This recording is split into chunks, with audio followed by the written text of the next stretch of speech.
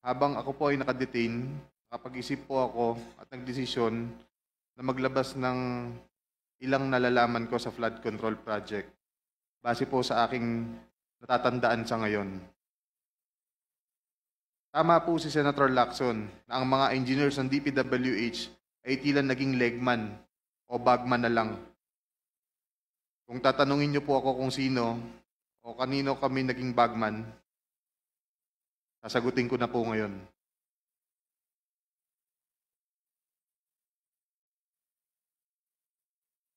Sabi ni Senator Marcoleta kahapon, ligtas ka na.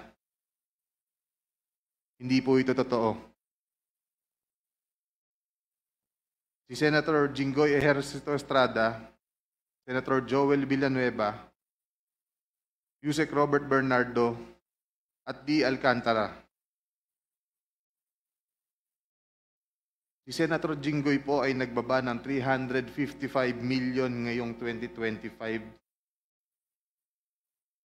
sa mga ilang projects sa Bulacan.